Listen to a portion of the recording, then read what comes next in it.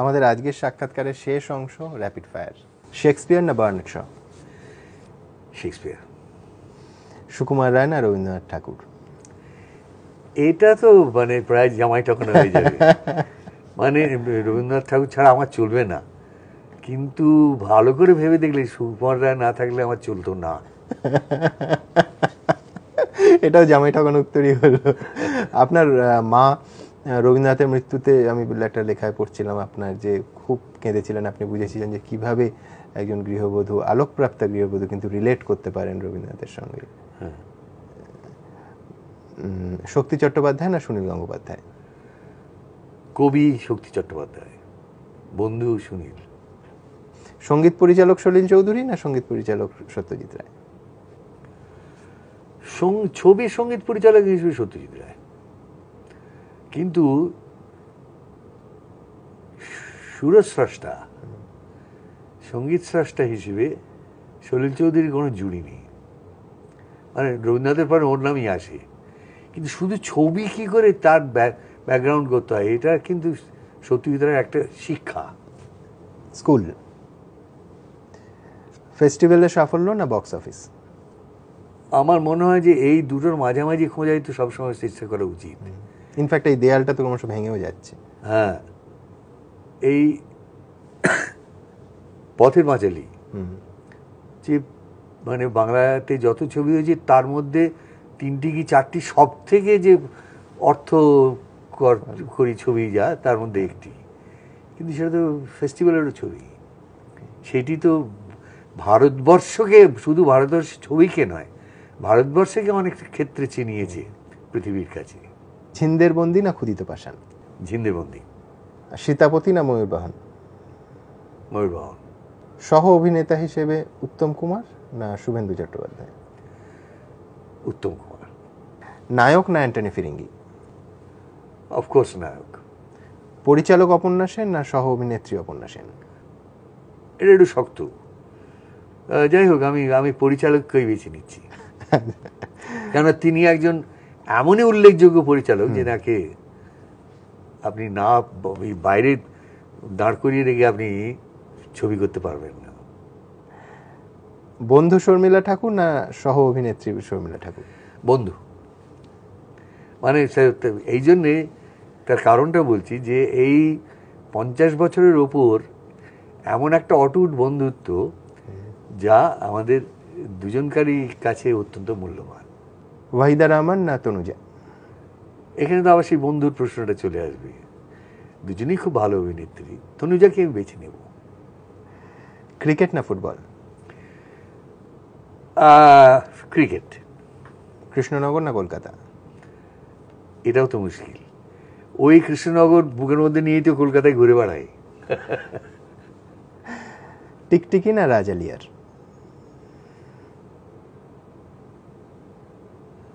এটাও আমাকে খুব বিপদে ফেলা। আপাতত লিয়ার কি বেছে নিচ্ছি। অভিনেতা সৌমিত্র চট্টোপাধ্যায় না কবি সৌমিত্র চট্টোপাধ্যায়? সেটা তো এইটা আমার পারভেন্স নয়, মানে এটা অন্যরা বলবে। সৌমিত্রবাবু, এই সাক্ষাৎকারের শেষে আপনার এই যে বিভিন্ন সৃষ্টি, কখনো আপনার অভিনেতা হিসেবে আপনার সংলাপ, কখনো নাট্যকার হিসেবে আপনার কলম থেকে যা বেরিয়েছে, সাম্প্রতিককালের যার প্রতিফলন আছে দেখতে পাচ্ছেন, সেরাম যদি যে কোনো আপনার কবিতা, নাটক কোনো একটা অংশ থেকে আমাদের বলেন, যেটা মনে হচ্ছে যে কোথাও একটা এই সমকালের প্রতিফলন ঘটছে। আমার নিজের কবিতা আমার মনেই থাকে না, মানে মনে না রাখার অভ্যাস আমায় তৈরি করতে হয়েছিল। সত্যি সত্যি। কিরকম? আমাদের একজন মানে অগ্রজ স্থানীয় একজন আছেন, এখনো আছেন, তিনি আমার থেকে 3 ক্লাস ওপরে পড়তেন, গৌরমোহন মুখোপাধ্যায়। তিনি আমাদের লেখার অনেক দীক্ষাগুরু বলা যায়, ফ্রেন্ড, ফিলোসফার অ্যান্ড গাইড। তিনি আমাকে বারবার বলতেন, not a day without a line, প্রত্যেক দিন লিখবে।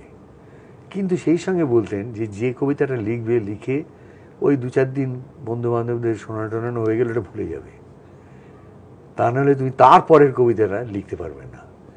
সত্যি সত্যি চেষ্টা করে আমার সেটা করতে হয়েছিল। এখন হয়তো অফ হ্যান্ড কোনো সময় মাথায় আসে একটা লাইন, কিন্তু সাধারণভাবে আমি আমার কবিতা মনে রাখি না। এটার আর একটা হয়তো সম্ভাবনা ছিল যে যদি আমি অনেক জায়গায় কবিতা নিজের বলতে যেতাম, তাও যাই না, যেখানেই যাই আমি আবৃত্তিকার হিসেবে যাই, সেখানে আমার একটা কি বলবো, আমার একটা মেন্টাল ব্লক হয়। আমি যে ভাবি রবীন্দ্রনাথের কবিতা বলছি, জীবনানন্দ বলছি, কি সুভাষ মুখোপাধ্যায় বলছি, এমনকি শক্তি সুনীলের কবিতা বলছি, আমি নিজের কবিতা তাদের পাশে কেন বসাবো? এটা একটা দুর্বিনয় বলে আমার মনে হয়, বা একটা অযৌক্তিক একটা সুবিধে নেওয়া বলে মনে হয়, বা আপনার বিনয়। হ্যাঁ, না আমি সেই জন্য করি না। কিন্তু যেখানে আমায় কবি হিসেবে ডাকা হয় কবি সম্মেলনে, সেখানে গিয়ে আমি অজস্র কবিতা পড়ি, সেখানে আমার কোনো সংকোচ হয় না, কারণ আমি যেমন লিখেছি তার দায়িত্ব তো আমার, সেখানে কবি হিসেবে আমি এসেছি। ওইটের অভ্যাস বেশি না থাকার ফলে আরও আমার মাথায় থাকে না, সেই জন্য আমি বরং আজকে মার্জনা চেয়ে নিচ্ছি এইগুলো না বলে। আমি একটা আমাদের এক মহাকবির কবিতাই বলবো, সেইটি বলে আজকে আপনার কাছ থেকে এবং সমস্ত শ্রোতা দর্শকের কাছ থেকে বিদায় নেব। রেখো মা দাসের মনে এ মিনতি করি পদে, সাধিতে মনের সাধ ঘটে যদি পরমাদ, মধুহীন করুণা কো তব মন কোকোনদে। প্রবাসে দৈবেরও বসে জীব তারা যদি খসে, এ দেহ আকাশ হতে নাহি খেত তাহে। জন্মিলে মরিতে হবে, অমর কে কোথা কবে, চিরস্থির কবে নীর হায় রে জীবন নদে। কিন্তু যদি রাখো মনে নাহিমা ডরি সমনে, মক্ষিকাও গলে নাকো পড়িলে অমৃত হ্রদে। সেই ধন্য নরকুলে লোকে যারে নাহি ভুলে, মনের মন্দিরে সদা সেবে সর্বজন। কিন্তু কোন গুণ আছে যাচিব যে তব কাছে, হেন অমরতা আমি, কহমা শ্যামা জন্ম দে। তবে যদি দয়া করো ভুল দোষ গুণ ধরো, অমর হইতে বর দেহ দাসে সুবরদে। ফুটি যেন স্মৃতি জলে মানসে মা যথা ফলে, মধুময় তামরস কি বসন্তে কি শরতে।